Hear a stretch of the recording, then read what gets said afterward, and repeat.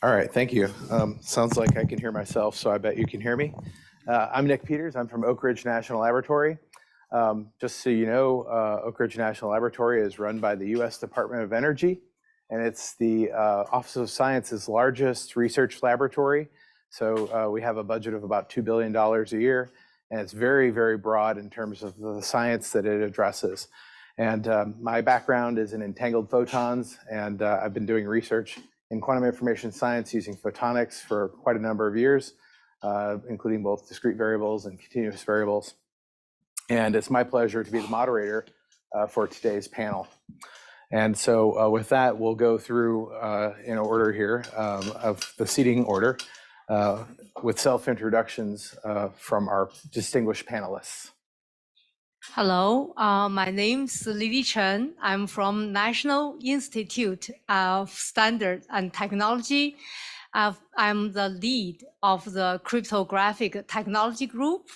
So today is a QCrypt, but my language most on the cryptography, classical cryptography about security strings, secure proofs, and secure standards. Our group actually work on 3 directions. The first is cryptographic research. We publish papers as every other research institute, and we also develop standards for cryptographic algorithms like symmetric key algorithm, like a block cipher, hash function, message authentication code, and also public key cryptography of our signatures and key establishment. And the third part of our work is provide guidelines for the cryptographic applications, like in the internet protocols, in the wireless communications, also include the Bluetooth and other areas. So that's what we do. Our cryptographic standard has a long history, almost 50 years. So time is changing. Today, we have the cryptography. We also have the quantum key distribution methods. So it's my greatest pleasure to be with this community, to be with my fellow panelists to discuss the industry in this area. Thank you. Hello, everyone. So Jean-Sebastien Pegon. It's a great pleasure to be here and honor. Thank you very much for the extended organization team for this event. So on my side, it's also very special to be here because I started to work at NIST 23 years ago, and so I have it's always great to be back here in DC, Maryland, Virginia area. Personally, I have a master in physics and telecom engineering, and I spent, after NIST, I went to the industry deploying services for enterprise, so communication services, and then developing, so first with infrastructure projects and more services, starting with Orange Business Service for enterprise, so mostly in the enterprise market. And I joined IDQ 5 years ago, ID Quantique 5 years ago, in order to bring quantum security into, let's say, live networks and in the, I would say, the day-to-day network world, and working with enterprise, with service providers, with network vendors. And my role is essentially sales, but I'm involved in business development and also project delivery, service support, so making sure it also works end-to-end. ID Quantique, so for the one, just quick introduction for ID Quantique, 22 years ago, ID Quantique was founded as a spin-off of Geneva University. And our CEO, Grégory Bordy, is one of the 4 founders, with Nicolas Gisin as well, still active in the company and leading the company. So it has been a long journey for ID Quantique. We're focusing on quantum sensing. I have colleagues here also, and you can see the demo at the booth.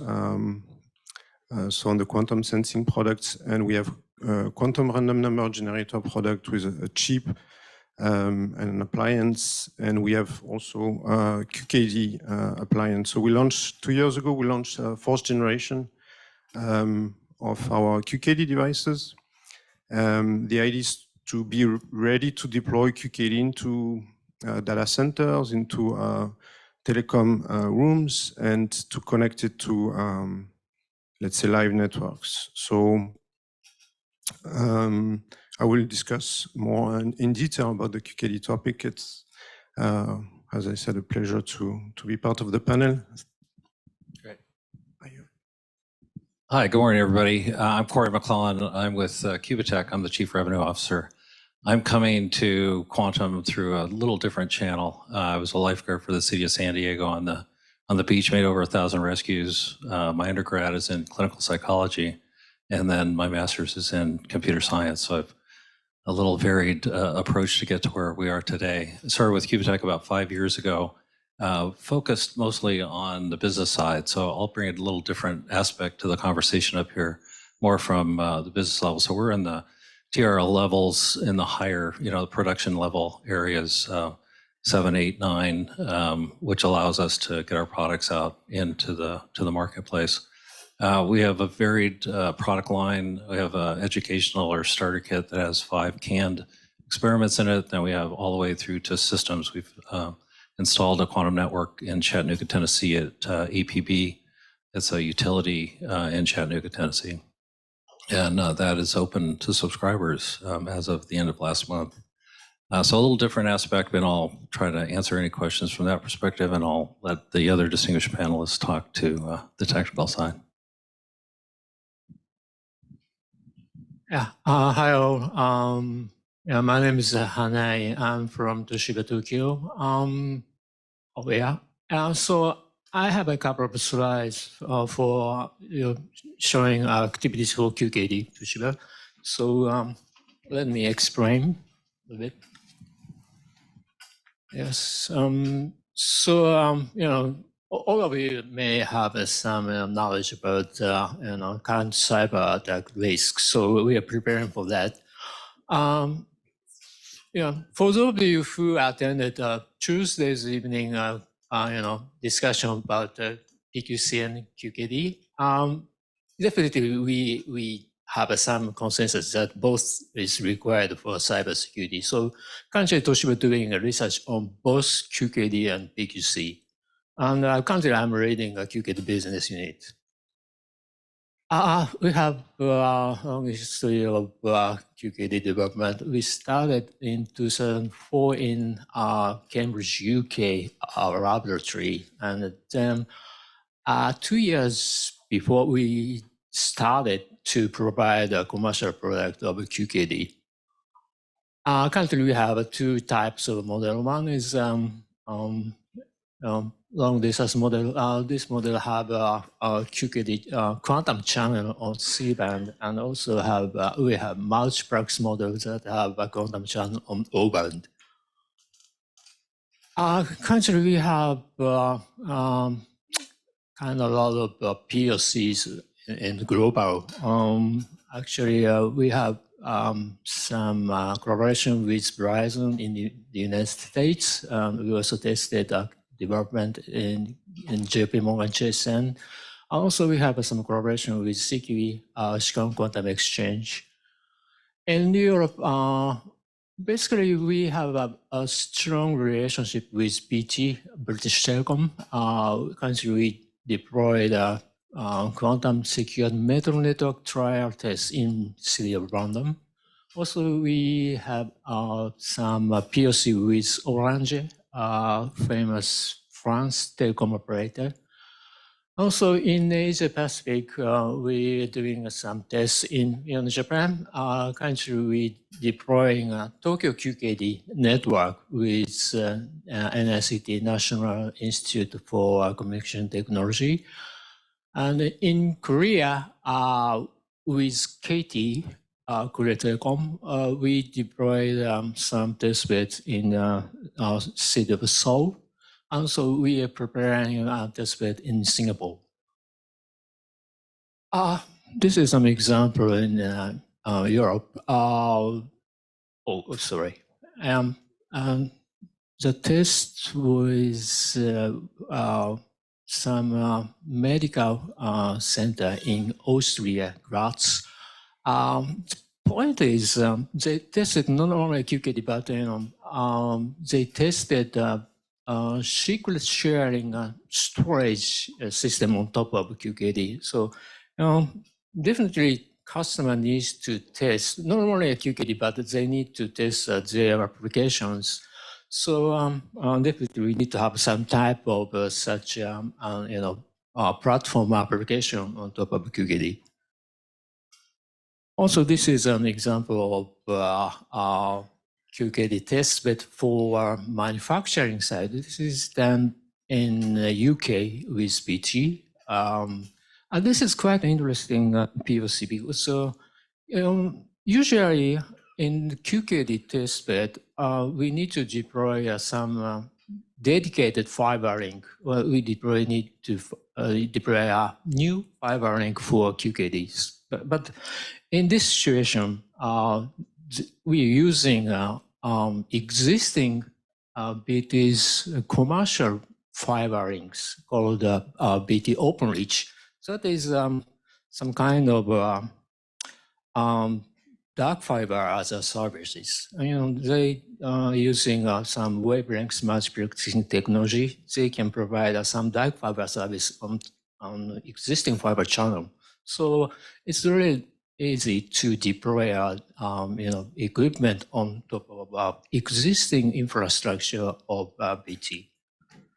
So we expanded that POC to City of London with BT. Currently, we are testing world first commercial quantum secure metal network. The commercial meaning that as I mentioned, that currently BT deploying existing fiber channel services in London. So we're deploying a quantum channel on top of that. Currently, we have a 3-node in the London metropolitan area. And currently, we have 2 customers joining this POC, EY, Ernst Young, and also HSBC Bank.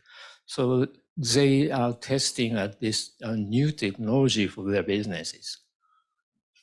Also in Korea, we deployed 2 types of testbed. One is a testbed between Seoul and Dijon. This is literally a small link, but currently we will join that testbed for testing the applications. Also, another example is a kind of very long-range QKD testbed. It spans 490 kilometers between Seoul and Seoul and Dijon. Oh, okay. So it's kind of huge testbed in Korea. Also, the example of financial sectors, we have some collaboration with JP Morgan Chase. JP Morgan is one of the huge financial sectors in United States. They tested their applications using blockchain, and they tested that applications on top of QKD. It's really interesting, POC. And currently we are developing QCrypt, but yes, we tested in the laboratory and we achieving a 400 kilometers connection, but it will be more time to deploy as commercial products. Currently we are testing in the laboratory. Finally, we will span our QKD system to a much more global, solutions. Currently, we are, researching for a QKD chip, as we explained in Tuesday. Yeah. Also, we are really working hard for QCrypt. Maybe in the future, we are going to satellite QKDs for much more, long-haul link of QKD systems. Also, Lastly, I'd like to introduce some interesting trial for workforce. Definitely, before going to actual industry, research is just a part of activity. But for commercial deployment of QKD, definitely we need to have a much more engineers, salesperson who knows well about quantum technology or QKD. So definitely we need to raise the young generation accustomed to QKD. So this is some trial. In last October, our Chicago High School student experienced the auto skill quantum technology QKD in a mock voting event held by Chicago Quantum Exchange. So some high school students gathered and they experienced QKD or quantum technology.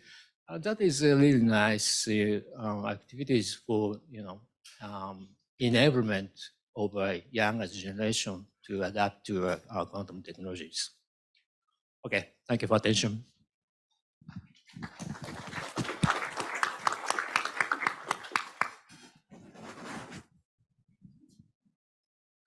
All right, so lights back on. So we'll start off with the existing infrastructure. It's really important for us to understand as researchers what's there in order to develop solutions that actually fit into the infrastructure and do something that's useful. So you mentioned there's 50 years of history in the public key establishment infrastructures. Could you give us some description as to sort of how that exists currently and how we got there? That's the 50 years started with the first public cryptographic standard called the data encryption standard, also called DES. But at that time, we didn't, this world didn't have something called the infrastructure. The reason is that no internet yet. Right? So there are some kind of communication network, for example, like a cellular network. But I believe 50 years ago, even the cellular network did not apply encryption to the voice. So the life has changed. So after the internet become pervasive, so we need some kind of infrastructure to support to establish keys. Before that, everything can be managed. Even the cellular network, if you have a SIM card in your cell phone, it can allow you to access the operator's network, and the network domain kind of for each of different cellular operators, they will use their own way. That's a dedicated network. However, the internet brought in a challenge to the key distribution. So from that point of view, the public key cryptography has made today's internet security possible, because how the things will do, it's in the different layers, in the IP layer and application layer. Usually with the internet key exchange or transport layer security, that's the most famous two protocols. They rely on the PKI, public key infrastructure, for the certificate to establish the secure channel between the two nodes. Usually we call that Alice and Bob, but in the real life, these two nodes could be a client and a server. Like you dial in your enterprise domain through the VPN, right? So the first step is to use the PKI to authenticate each other, right? So I said that I'm Lily Chen, and then another party will verify my public key is really the certified by the PKI, so that the two parts can mutually authentication and mutually establish the key. After that, all the bulk data will be encrypted. by the symmetric key cryptography. That's the current kind of the landscape in the internet. And let's go back to the cellular network. During the old days, the operators has their own network. They don't need to communicate with the outside of their own work. However, now the cellular network with a big part is the internet operation. So there are something called non-cellular network and the cellular network interoperate together. So the internet model also adopted by the cellular network. That's current landscape about how to mutually authenticate each other and how to establish keys. Okay, thank you. So Jean-Sebastien, so if we have post-quantum cryptography, why do we still need quantum key distribution? So there was a great panel the other night on this topic. I think I overall agree with what was mentioned. It's different meanings for also different tools for different purposes that can be combined together. So in terms of lifetime, it's really the essential parameter is how much you want to secure your data. And there would be an interesting question that is how long do we think PQC will be secure for? So that's also an interesting point. I cannot answer myself, but clearly we are working with QKD and quantum communication. I think we're working on new generation of communication systems, and QKD is certainly, from our point of view, the first application, and which can be combined and which should be combined with other key exchange mechanisms. So I think when we read I imagine we can agree, and this was also discussed at the panel, that the most secure way is to combine different key exchange mechanism. Classical PQC is also recommended to combine it with actually classical public cryptography. I think it's in practice what is recommended in terms of deployment, and QKD should be it is an extra independent layer and different way of distributing keys into network. As we'll see that there are clearly some limitation in terms of access, for example, to fiber for terrestrial network mostly. So we see it as a way to guarantee the security of sensitive data for long term. So it's the way our customers also see this interest is if we look at 10 years, 20 years from now, which sensitive data it makes sense to secure, and how we can combine QKD with classical secure networks. And to follow up on previous topic, I think what a major achievement that was done by the industry is to open interface, leveraging HC QKD 014 standard or proprietary standard for Cisco, for example, to enable to push external keys to existing networks, and also the standardization that has been done on IPsec protocol to evolve, which allows to actually inject external keys to IKV2, the IPsec key exchange protocol. There are some major steps which have been achieved, which were simply not possible 5 years ago. And so when we'll see about the adoption of QKD, there are many different aspects that needs to be solved. And I think the journey has started, and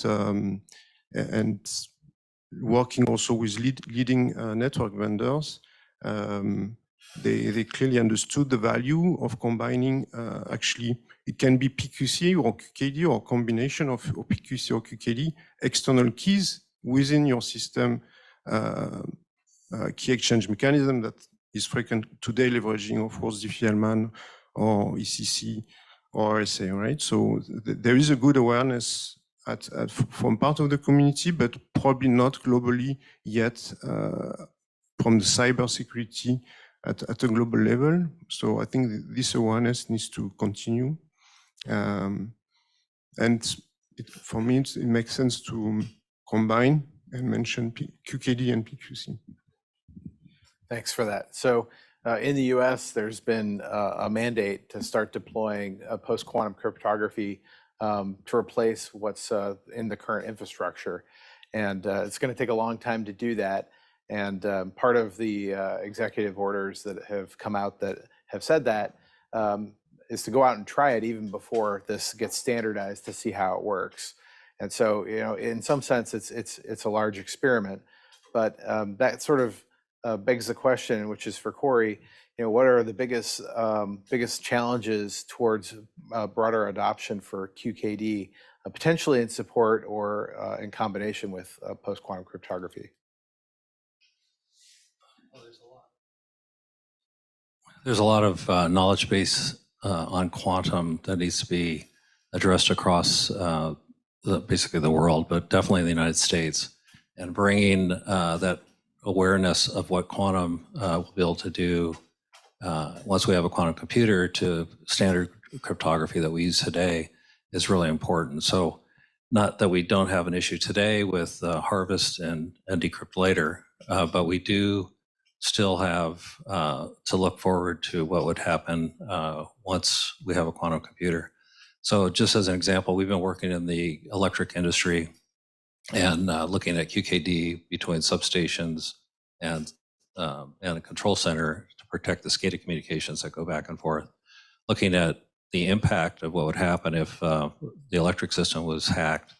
In 2003, there was a Northeast blackout. Some of you may remember that. And the estimate was somewhere between $4 and $10 billion in that blackout, which lasted anywhere from 24 hours to 4 days, depending on where you were. So if you could imagine a quantum computer coming in and stopping the electric grid across the United States, that would have a major impact. In the book by Admiral Stavridis, 2034, he talks about a total dissemination of the U.S. Pacific Fleet by a Chinese secret weapon. And if you read between the lines, that looks like a quantum computer tied with AI that basically shut down communications for the U.S. Navy. That type of impact where you don't have to shoot a plane down, you can just turn it off and watch it drop out of the sky is kind of the overall impact that we have to look at if we don't solve the cryptography issue related to the impact of quantum computers. All right, thanks, Corey. Hanai-san, what other types of applications or industries might be early adopters other than the electrical industries? Yeah, early adopters. As explained at the country, we have a lot of POCs in the global, but yeah, actually, the financial sectors is one of the first early adopters for these emerging technologies. And so, and the nature of QKD, it's a kind of cybersecurity solution. So, I'd say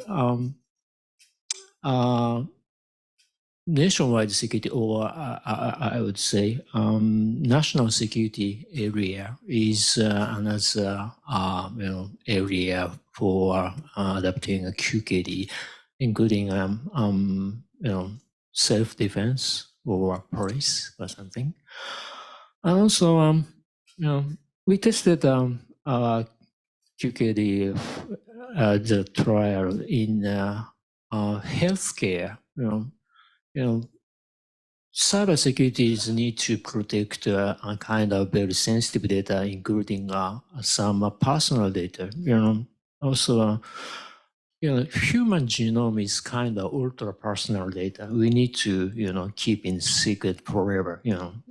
Because my genome data is, inherited to my son's ancestors, so we need to keep in secret my genome. So some hospital adapting QKD to compare human genome sequence data. I think there are some first early adapters for this emerging technology. Does anybody else have any other potential use cases or industries that might benefit from use of this? You want to go first? Or you want me to? Oh, yeah. Okay. So I think use cases are really a key missing ingredient, I think, right now. We have some basic ones that we've talked about, healthcare, quantum key distribution can protect, or post-quantum cryptography can protect some of the areas that we need high security on. But overall, from quantum networking, quantum sensing, there's use cases are kind of hard to pinpoint at this point. And we know that overall there would be a lot of different use cases, but it's kind of like the internet back in the early 1990s, right? We didn't know that Amazon would become this huge company that would commandeer and have just an incredible impact on the way we shop. It's kind of the same way with quantum today. What are the use cases and where will they be in the future? And I think we're all trying to figure that out right now. Yeah, and maybe Amazon will have an impact in the way we use quantum communication also in the future. So we completed a project in Europe that was mentioned also by Toshiba, where we provided as ID Quantique 16 QKD pairs that allowed to test 50 use cases in various industries, healthcare, electricity grids, telecom, of course, with BT was involved, but Orange, Dutch Telecom, Telecom Italia, Telefonica. So service providers are very active, both to secure their own network and to provide enterprise secure services. So for them, it's a natural move to add quantum security in their portfolio. So strong collaboration there. Cloud providers, of course. So anyone who has lots of data, part of it sensitive to secure for a long time. Financial sector was mentioned. I think we know some well-known banks are active. Also, national banks are active in this domain. In the governments, I think have a key role to play because clearly there is a cost of infrastructure to start, and there is a scaling question.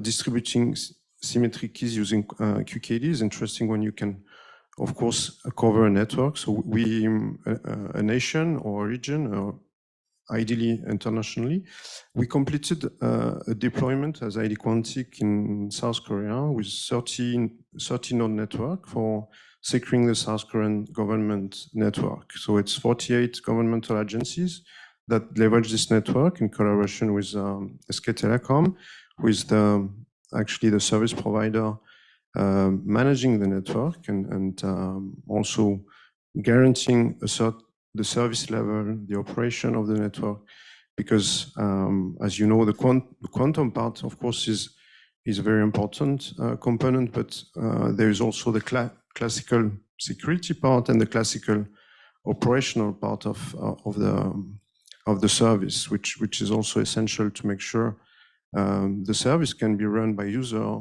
seamlessly without necessarily knowing that there is QKD underneath to secure your data. So this type of deployment of large, where we go beyond point-to-point.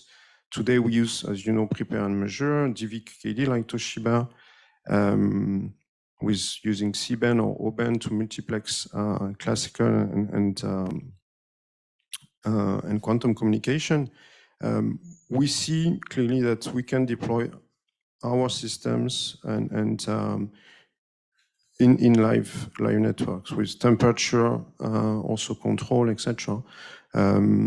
So this opened the door to it's a number of interesting use cases beyond data center interconnect, point-to-point connectivity, and they're the classical key management layer where we combine PQC and QKD and classical crypto is also a very essential layer, which allows to interconnect different QKD networks together and different network technology even together, where we can mix CV-QKD, DV-QKD, tomorrow MDI and twin field, which will be mature enough. So it's it's honestly very, very interesting to see the growing interest, both from the industry, from governments, from the defense sector, beyond to sometimes the message we can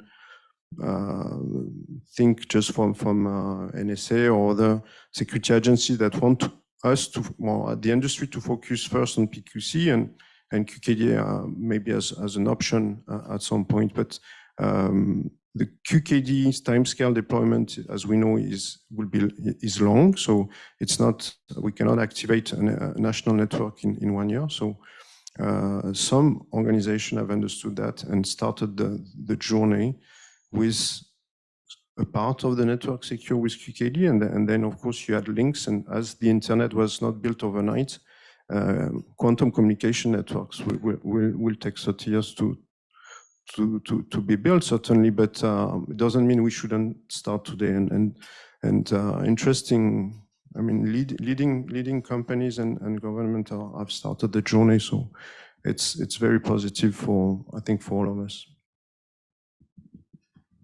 Yeah, so that's very interesting that you bring up the point that, you know, for your quantum key distribution to be useful, it really needs to be seamlessly integrated into the existing infrastructure. And so that brings me to a question for you, Lily. So how can we actually do that? How can we integrate things like QKD, and where can we integrate things like QKD into the existing infrastructure? Especially as we're going to have challenges deploying PQC. It's going to take us, you know, maybe a couple decades to replace current cryptographic infrastructure with PQC infrastructure.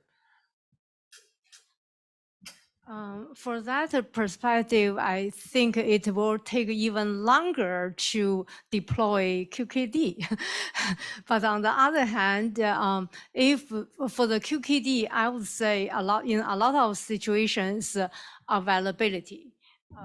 For example, if two internet routers can have the QKD key together with a PQC key establishment, we call the key encapsulation scheme implemented in those protocols, then through the key derivation function, they can rely on they can make the final key rely on both security of the QKD and also security of the PQC. So even in the current situation, like in NIST standard SP 856C, if you even do the ECC or RSA, you still can include a QKD key in your key derivation function to use that as a component.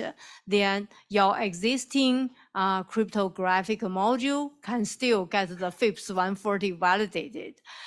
We didn't validate the QKD, but we have something to accommodate QKD to have this FIPS 140 validation still applied to that cryptographic module. Okay, thank you for that answer. So that actually brings up this question of, you know, longer term, for us to have wider adoption of QKD, we really need to have a way to have certification that the QKD system does what it says it's supposed to do. But not only that, for all these different industries, all of the different industries that have been proposed as potential users of QKD, they all have different regulatory standards. So how best, this is a question for the whole panel, how best do you think we're going to be able to socialize the idea of this unproven technology in a way that we can get regulatory approval and actually use it with real data that, you know, the consequences of the data breach could be potentially pretty severe? Maybe, yeah, to complement effectively, and the fact that we can already today with commercial products, I can mention Thales, for example, or Adva, or Fortinet. You can already combine different key exchange mechanism, classical PQC, although it's not fully standardized, but and QKD. And when we do this today, we leverage typically FIP certification and classical encryption certification, standardization, and by it's I think widely accepted that if you combine different keys together, then you would need to bridge each of the key to if you use XOR or different let's say method, you will need to bridge each of the keys, right? So I think this enabled already to start based on classical security experience and standardization and certification. This being said, for the QKD side, it was mentioned also Tuesday evening that there was significant work also. Norbert mentioned the work done by ETSI for the protection profile, and we need to go through QKD standardization and certification. This is clear. This has started. We also collaborating with on this project with ETSI and BSI, and our objective is to have certified implementation of QKD and devices. Yeah.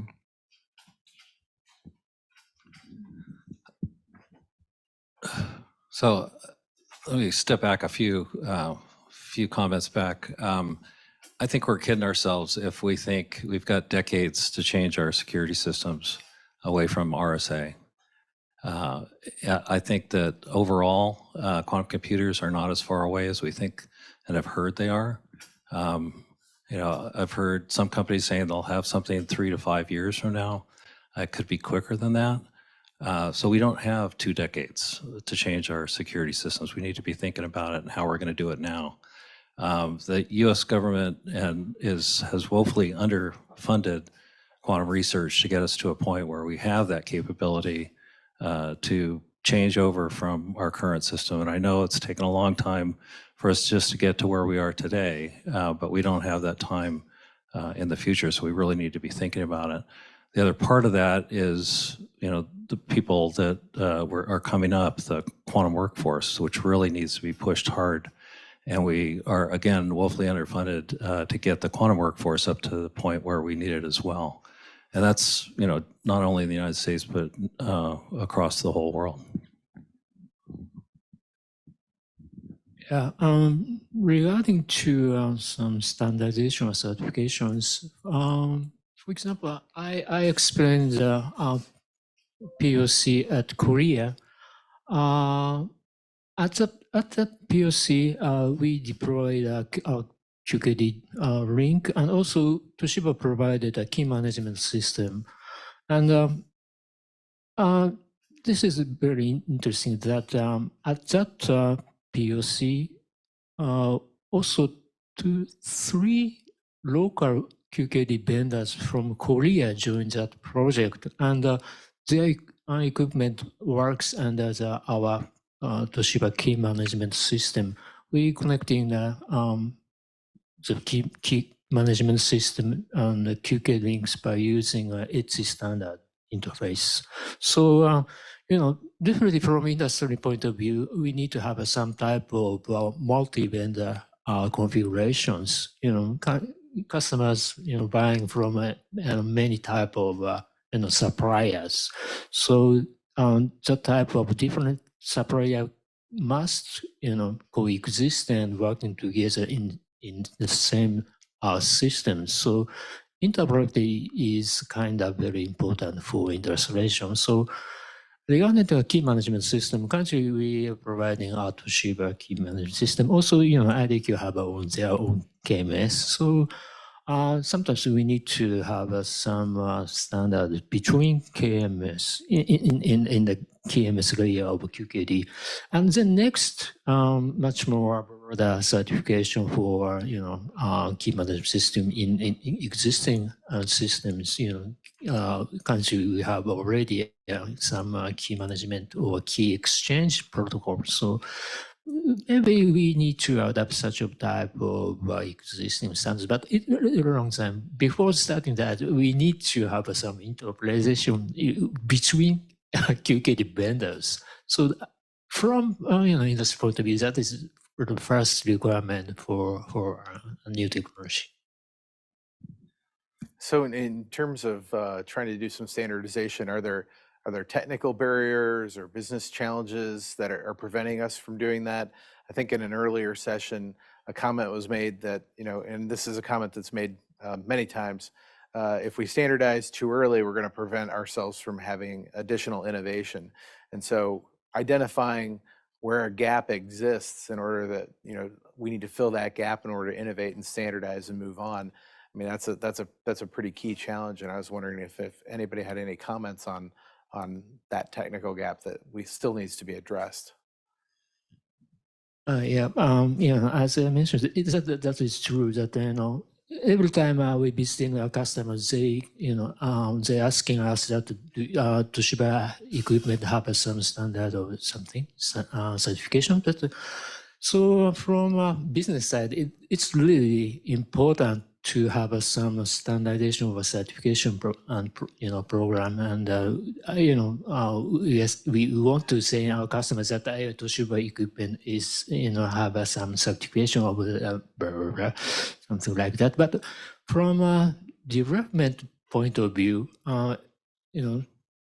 it's to adapt to some standard or certification, it will require some additional tasks. So too early standardization or certification could be some difficulties. So it may slow down our innovation research. So it's really difficult for us to have some balance of development. We want to research and develop in their new technology like a swim field, but in other side, from business side, we need to comply to some standard or certification. It will have a huge task for adapting a standardization. So from business side, it's really difficult to have some balance between these two different type of development. So we've seen it in the past. I think industry will set the standards depending on who gets there first. That's just my personal opinion. I'd like to hear Lily's viewpoint coming from NIST. Maybe I just... Yeah. I just comment. So there are different interfaces to standardize, and different. The standard can be used at different level. So as we discussed already, one which is I think essential and that why now adopted is the interface to exchange keys to feed QKD keys to classical network. So here we use widely HCQKD 014, and as I said, we also support some private interface, and I think Toshiba and other QKD vendors are doing the same. So it's, I think, essential that we can push QKD keys and even external keys, actually, or PQC keys that are distributed out of band to the existing network layer. So I think for me, this one is quite obvious and already adopted, so the work is done. Then there is standards how to integrate QKD networks together. So typically today we do it not at the QKD layer, but at the KMS layer. And here there is also an ETSI standard 020. We also collaborated and contribute. So ID Quantique has also a dedicated resource working on standards, following, of course, but also contributing to some of them. So integrating networks for me is also quite obvious that there will not be one supplier providing a quantum communication network worldwide. So we need to integrate the different networks together. And then we also have, at the quantum layer, we have the BB84 protocol that is well known and for which security proof have been widely worked on, and this is also quite obvious that we need also here some standards. So it's a trade-off of finding which interface, which component needs to be standardized, and maybe, of course, as it was said also by Norbert the other day, it's certainly too early to have at least talking to any vendor Bob. So I think it would effectively slow down probably the development and the innovation here.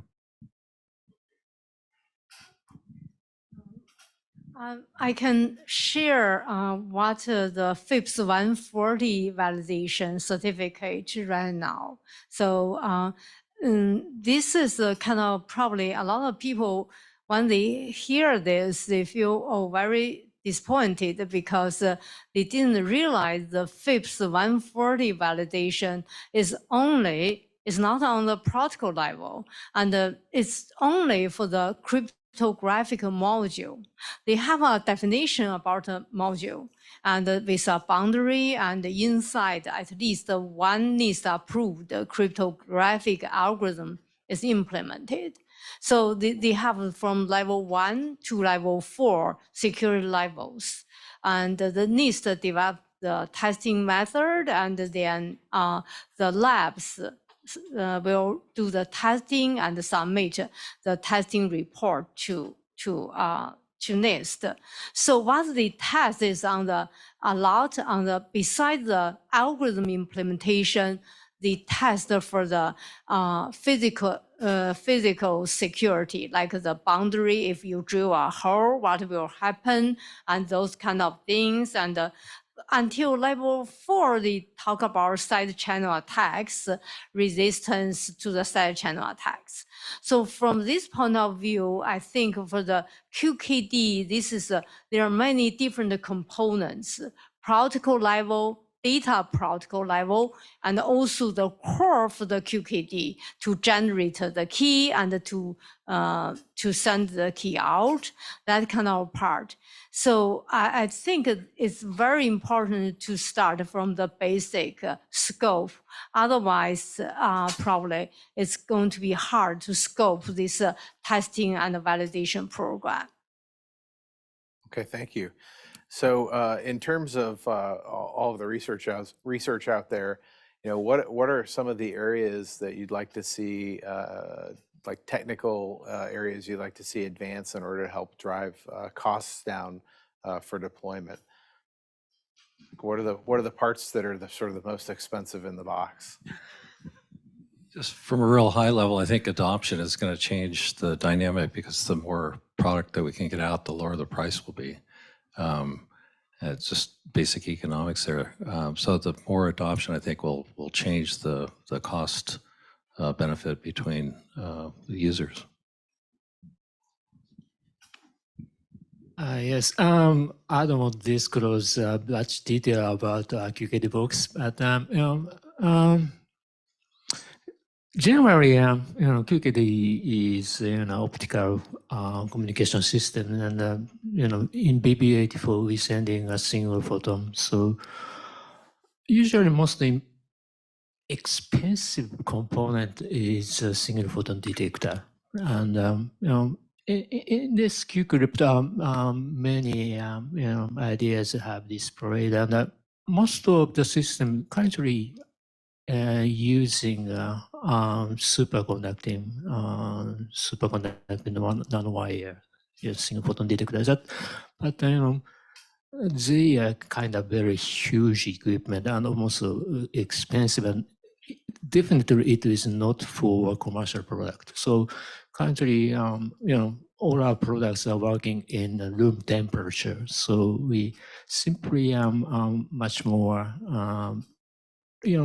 low performance, but much easier to handle, or could be a much more less expensive component. So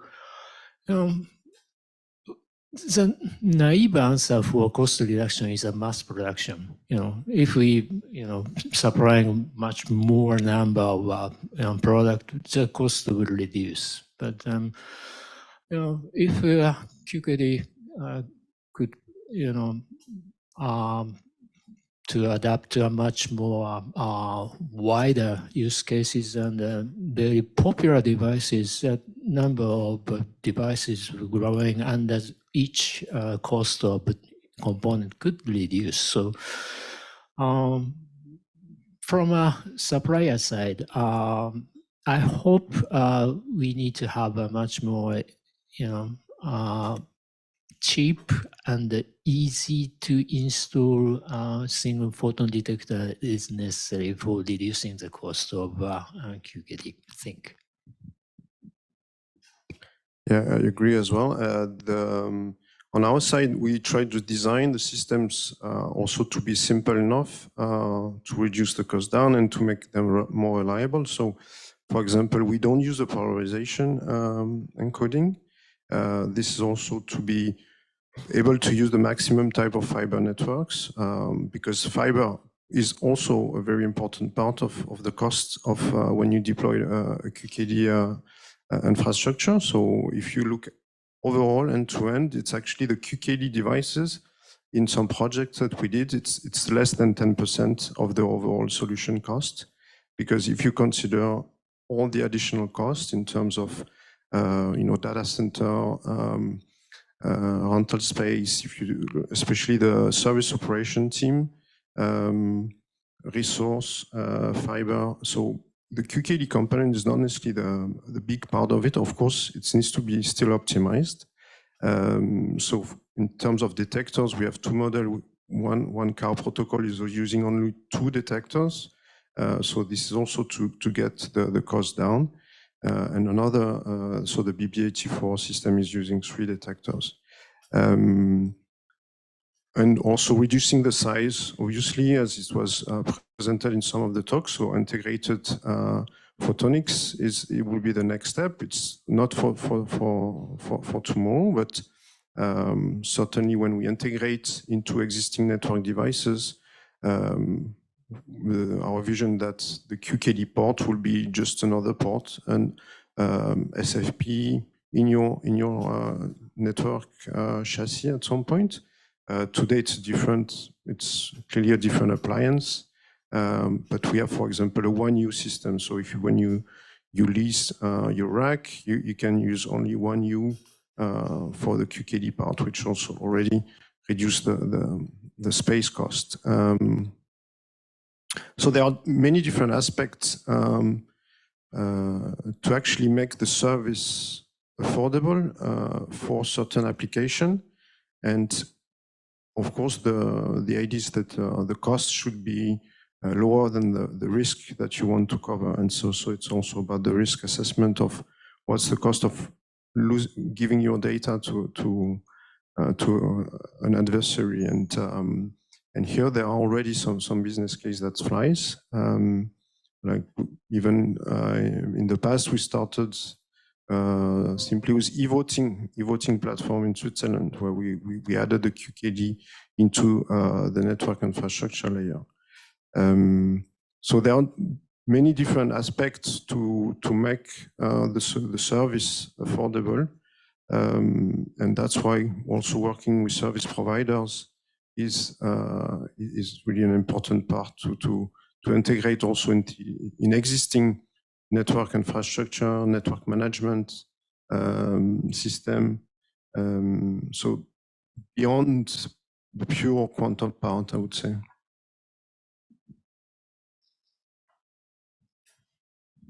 Okay, well, so in terms of that, in that cycle that you talked about, so the technology readiness level, how does industry stay aware of the latest academic improvements in protocols and hardware, and then what does it take to go from a proof of principle demonstration that gets published as a paper that might work once or twice, but is not necessarily fully engineered to withstand the environmental changes that the system that's deployed might actually undergo? Anyone? Great question. It's a great question, Nick, and something that we wrestle with quite a bit. We've got research ongoing on a continuous basis in the TRL levels 1 through 5 that at some point we hope to become industry standard. That said, there's a lot of research being done in academia and at the national labs that we need to commercialize because it's been paid for. The basic principles are ready, and it needs to go from there to a manufacturing capability where you can actually take it out and put it into use in industry.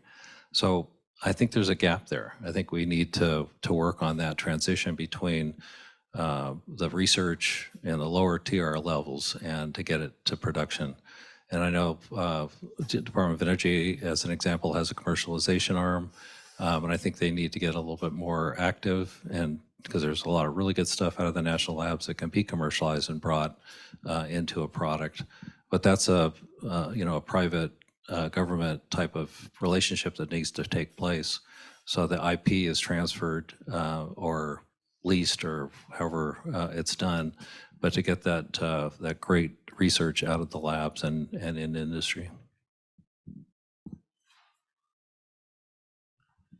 Yeah, maybe also there are some use cases that make more sense. So where you have data centers and you can there are business model where you can share your QKD network infrastructure. Your QKD device can feed keys to different devices and potentially different customer also use cases. The keys are independent from each other. So there is also this model where you can share an existing infrastructure also to make it more affordable. And in terms of also convincing, one of the challenge I was thinking is also that decision maker today in enterprise, they have a lot of topics to cover and to cybersecurity teams are very busy with short-term project and constraints, and the challenge also to convince them that they should look at a 5-year, 10-year plan in their security strategy. And so this is one component. The other component is related to, I think, workforce development, where we also need to have quantum engineers, and we also need to train classical network engineers to operate quantum devices, and that's what we actually do. So we also develop training programs so that the user and our customers can operate on their own and don't need necessarily quantum expertise, because at the end of the day, it's a key exchange device connected to a router or switch. So also the training component is very important to make sure that our customers are autonomous and have full control of the use of the systems. Okay, that's a good point. So in terms of the training and development for people that you're looking to hire, for students and postdocs looking for positions, there's the Quantum Economic Development Consortium in the US, and they have a clearinghouse of lots of jobs. Mostly those are US centric, but it is useful to see all those jobs in one place and to see that they're not all necessarily research jobs. But I was just curious if there are particular skills that students should be actively learning before they start looking for jobs that you find as gaps and applicant pools that you see. So we're looking for people basically across the board, and as was just mentioned, taking a classical networking person and training them on quantum is going to be easier than starting from scratch with quantum all the way up. So, and as we move forward, I think there's going to be a lot of quantum classical network work that's done that'll bring that type of educational level up a little bit faster than if you just start from scratch with quantum. That said, we need folks from technician level all the way through physics, PhDs in physics, to help us with our product line and our manufacturing. Yeah, as mentioned, that in a company or enterprise, we have different two types of R&D. One is a very fundamental, research, and another is mainly, manufacturing, improvement of products, including quality assurance or stabilizing, adapting certifications. So, definitely, a student who have a very knowledge about quantum or QKD in the basic fundamental R&D, that they require such type of very qualified student. But in other side, for industrialization, they requires students not necessarily have a PhD of quantum, but for adapting a variety of use cases, they need to have some basic knowledge about existing IT systems, including networking or storage servers or something. Also need to have some software solutions. I explained about in this presentation that some customers deploying sharing storage system on top of QKD, or some financial company testing their applications on top of blockchain. So some type of engineers need to have such type of a new software environment. So from a business side point of view, we need to build some ecosystem on top of QKT technology. We need to have a much more supplier, software supplier, and component supplier. Also, we need to have some link between our customers to this ecosystem. So, we need a very variety of workforces, and basically they need to have some very basic knowledge about quantum, but not necessarily in deep knowledge. Yeah, and what we contribute also, of course, to many different education program development. We also have a dedicated product line for research and research labs, where we provide access to more interfaces, system parameters, etc., and that are used by PhD and research groups, but also. Yesterday, I was at a university here in the area, and they added quantum engineering in their computer science program.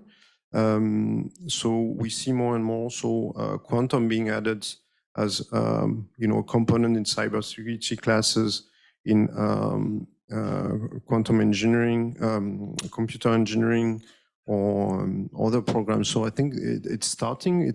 Maybe it could go faster, but.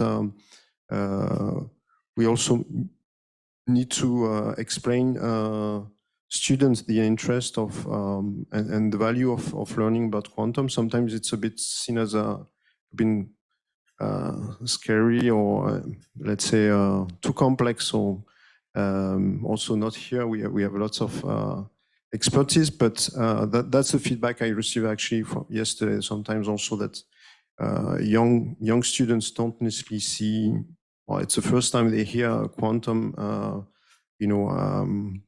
at the master level, so they don't necessarily see also aware of what's going on and the potential value.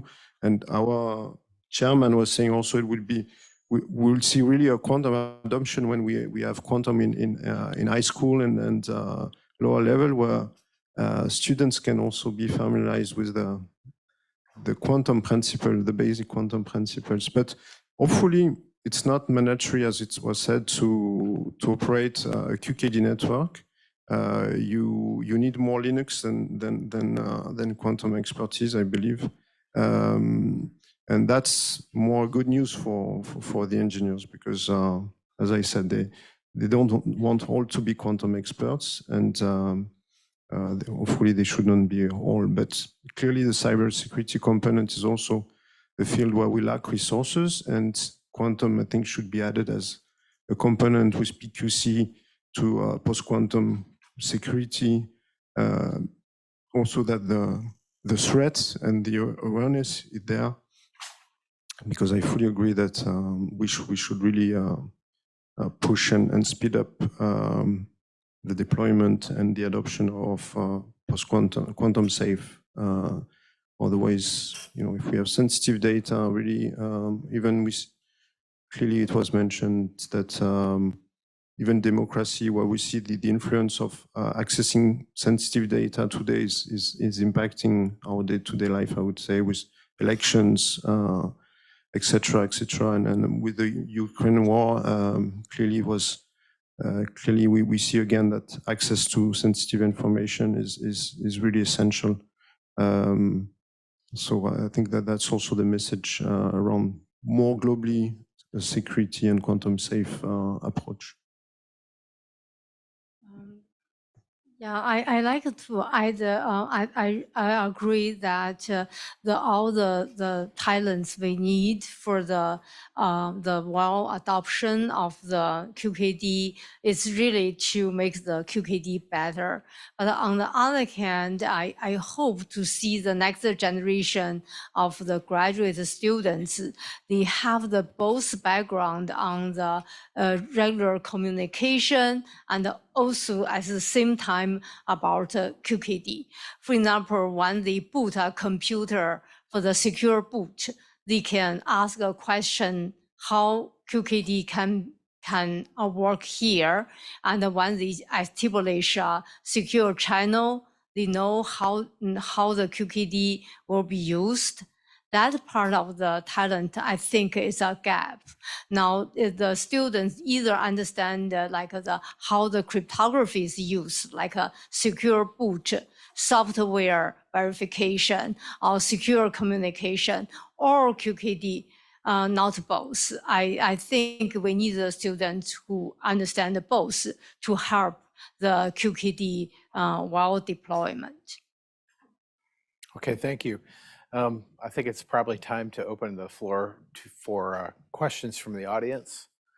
So if you come and use this microphone, then everyone can hear you. That would be pretty useful.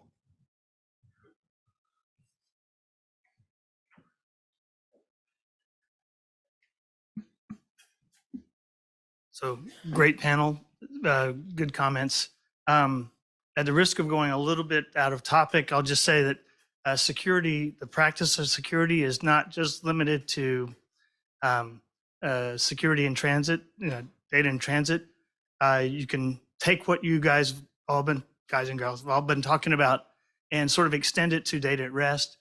But without data in use security, you really have not really addressed the whole problem.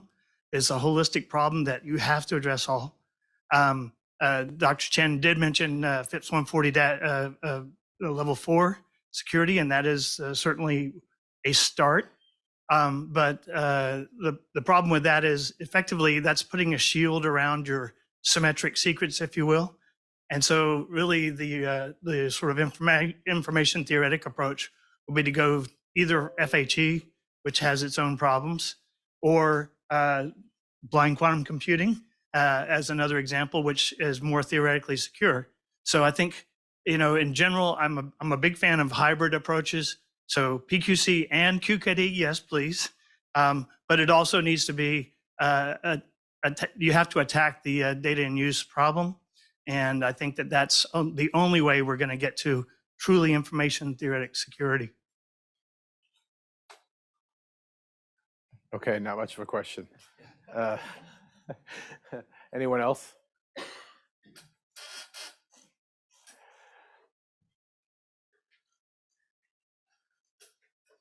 Good morning, thank you. I was wondering, in the middle of the talk, we talked about deploying equipment for QKD protocols.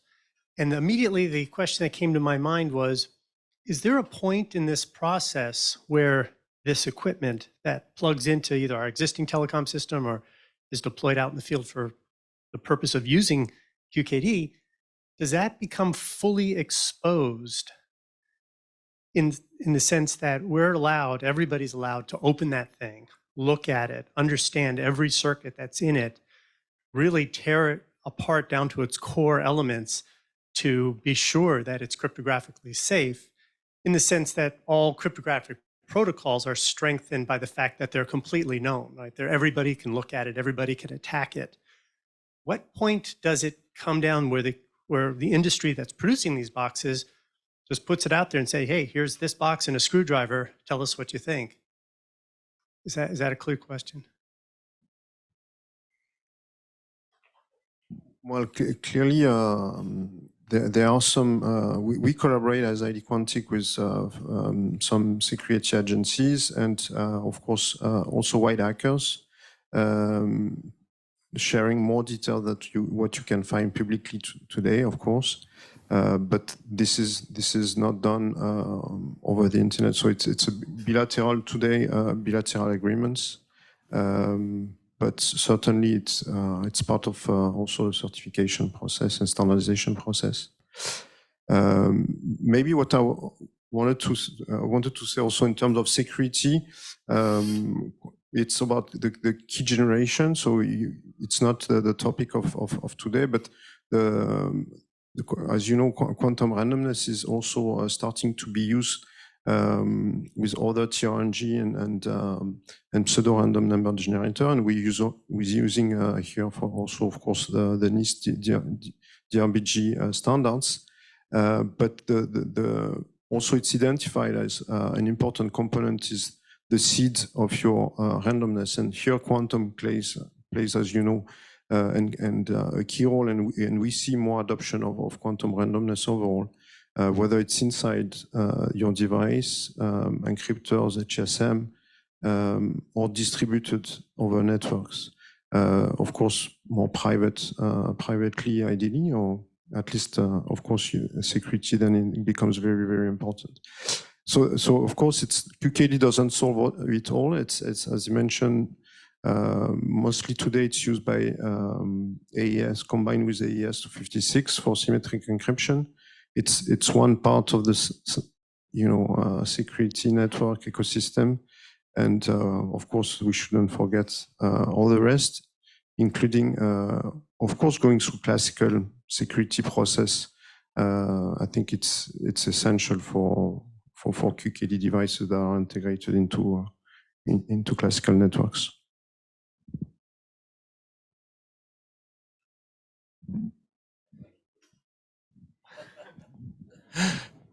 So I'm not the technical guy, so I don't want to get into the specifics of your question. Unfortunately, I'm not the right person, but I will say one thing, that we are open to have people come in and open up our box and try to figure it all out and hack it. That's going to help us, and it's going to help industry. So I think the more of that we can do as an industry is going to help all of us. Yeah, and actually, our Toshiba QKD box have we have a lock in the top of the box, and we also have some seals that seal is broken, the warranty is void. So basically, customers cannot open our box, but a basic component and protocol of QKD is it's a kind of very open. We have already discussed in this type of conferences. So no secret in that in the field. But from industry side, we have a very some know-hows or sales secrets inside our box. How to improve our performance, or how to maintain our quality, or we have a lot of improvement to reducing the cost. So some type of technology not should be open to customers, but from an industry point of view, we need to have a much more open discussion for technology or manufacturing of some systems between the vendors on the academia side to widely adapt our new technology to much broader use cases.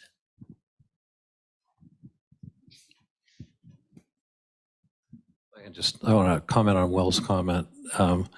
I think as an industry, the quantum industry needs to look at it more from a systems approach. And I think we're taking it piece by piece now, and maybe that's just the maturity of the industry as a whole. But that full systems engineering concept across, a deployment of a quantum system is really important. And it's data in motion and data at rest are really key from a security perspective. So that system approach, Will, I think is really important.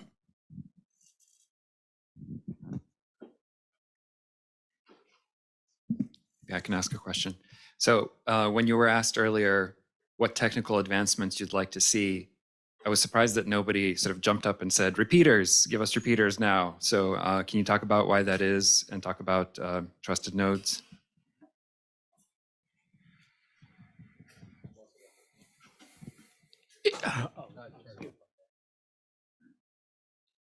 So for sure, quantum repeaters is a key component for especially the evolution of end-to-end, qubit communication distribution. Today, we solve the problem with the relay nodes, where we actually use then the quantum key combined with one-time pad between the nodes, and we add an extra classical security or post-quantum security layer to ensure end-to-end confidentiality of the key material.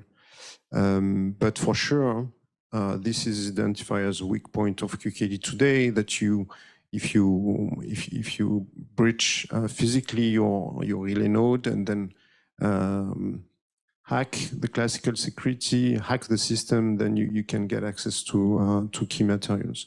So yeah, repeaters. However, I don't think we should wait for quantum repeaters. We know it will take quite some time. So the infrastructure will be able to simplify the infrastructure design once we have the quantum repeater, and hopefully improve the security even more. But let's say there are solutions today to build this QKD networks, and I think we can already start. Yes, I'm actually Toshiba doing some research of quantum repeaters, and also the quantum repeaters is definitely necessary for extending the connection of a QKD link much more longer. But it will a little bit more time to commercialize quantum repeaters. Currently quantum repeaters is still under our basic research, so it will take a little bit more time. So also from business side, current IT environment like telecommunications or data centers. Some things that trusted node have some very saying that risk of trusted node, but actually in our telecom operator or data centers is quite secure. So actually, we don't not so care about the security of a trusted node. It is really secure site. So some things that care about trusted node or quantum repeaters for long range QKD, but in our current environment, we can safely use trusted node in an existing environment. So we don't much care about quantum repeaters from business side right now. Yeah, that's a good point. In addition to the central offices, you have places like substations where there's physical security and there's cameras and people monitoring cameras back at operating stations. And so, you do have lots of infrastructure where you could take advantage of trusted nodes. And, if you develop eventually quantum repeaters, you could go in and replace your trusted nodes with your quantum repeater hardware, and then, get the distances and additional functionality of a typical quantum network. Are there any additional audience questions? No, with that, I'm going to offer the panel an opportunity to give us any final parting thoughts. All of us together in this room, we believe the future of quantum or power of quantum. We gathered here to deploy quantum technology to widely use, and we want to make a much more safer, convenient world in the future by using the power of quantum. So we believe the power of quantum or quantum communication or quantum computing, and so we believe we can do that. Also, we need to do that, and we want to do that with you. So we encourage that you much more study in quantum technologies, and we hope we can build a much new society in the future by using a quantum. Thank you. So I remember a time before the internet, which shows you how old I am. And now we've seen the impact on the world of what the internet has done. And quantum will blow that away. So please, if you're studying quantum now, keep doing it. The marketplace will evolve and you will have a job for the rest of your life in quantum if that's your interest. Yeah, indeed. And so the internet was not built overnight, as we said. And if we have waited to build the internet, knowing that we'll do most of our financial transaction over the internet at that time, probably we would not have never started. And I think for me, it's a bit the same with quantum, that the message that we should spread out is, yes, QKD is not solving all the problem of the world. It's just a small application which also justified to start this quantum communication journey. And for sure, I hope we'll see much more interesting application with entanglement distribution, with as the technology evolves. But I think it's important to understand that it's a fundamental new technology that we need to start today to be ready in 5, 10 years, 15 years for exciting applications. So let's not wait that it's all full ready with the quantum repeater before we start quantum communication. Otherwise, I think there will be other part of the world that may also use the technology for not necessarily our democratic interest. So I think the most important is that for the general cyber security and the QKD manufacturers and the researchers to understand each other better. So when I boot my computer in the future, I know which part I needed to use the regular cryptography and which part is the QKD will work. So that will be the brighter future to hope. Okay, well, join me in thanking this panelists today.